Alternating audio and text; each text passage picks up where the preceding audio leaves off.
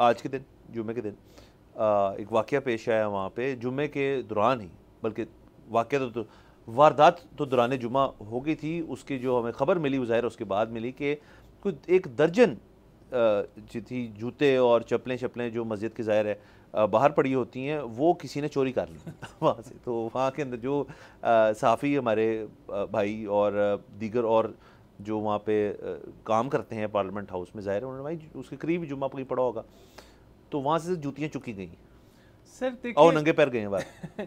देखिए ये वाक़या तो ऐसा है कि जो कि बहुत जगहों पर पेश आता है जी।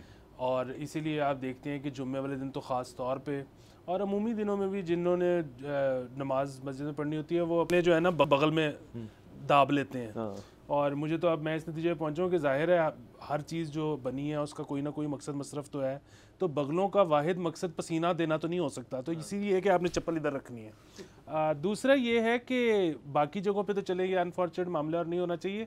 जहाँ तक पार्लियामेंट हाउस का ताल्लुक है ना, वहाँ तो मेरा दिल भी ललचा जाए कि अगर मैं वहाँ हूँ। फिर आप देखें ना सर, मुझे तो महंगे ब्रांड्स का नाम नहीं आता, लेकिन गुची, प्राडा, पता नहीं कौन कौन सा जूता उधर होगा। सो अगर आपको फिट आता है तो सर बेहतरीन, ये आपने एक और एंगल निकाला, उसके ऊपर किसी का भी दिल आ सकता है। लेकिन हम ये तरगीब नहीं दे रहे कि चोरी करना एक बड़ी बात है। सर दूसरा ये देखें ना, असल में मसला इसके बाद शुरू होगा।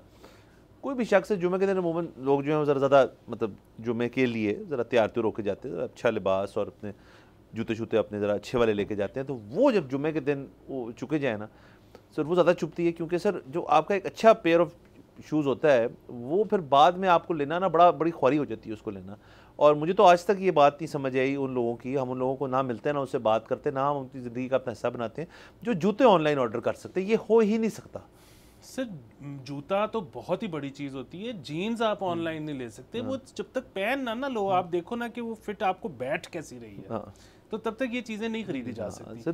बाकी जो है दुनिया का जो सबसे खतरनाक जूता है ना ग्लोबली मेरे ख्याल में, वो है वो जो बारीक कैंची चप्पल होती है सर।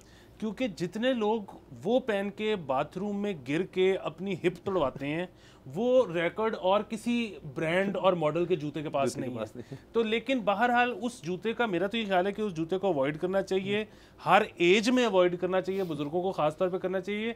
लेकिन अगर आपके पास वो जूता मौजूद है और आप फेंकने का दिल गुर्दा नहीं रखते, तो उसको सिर्फ मस्जिद के लिए इस्तेमाल करें कि वो चुका भी जाए तो आप कह सकें कि यार जान छुट्टी तो लाखों पाए। हाँ, या मस्जिद के हद तक इस्तेमाल करें या घर पे किसी को फेंटी लगाने के लिए इसको इस्तेमाल करें सर। दूसरा लेकिन ये इसके अंदर एक और बात भी है कि ये पार्लियामेंट हाउस है, तो यहाँ पे सर इनकी सिक्योरिटी के ऊपर भी ये सवाली निशान है कि आपने कैसे ये होने दिया, या सिक्योरिटी वाले खुद नमाज पढ़ रहे थे। असल में मसला ये है कि पार्लियामेंट हाउस में सिक्योरिटी वालों की इतनी ज़्यादा टेंशन बनी होती होगी इस बात पे कि किसी को जानी नुकसान ना पहुंच जाए, वो उसके लिए इतनी ज़्यादा मेहनत कर रहे होते होंगे कि उनका ध्यान भी नहीं होगा कि जूता जा रहा है तो खैर है कोई बात नहीं।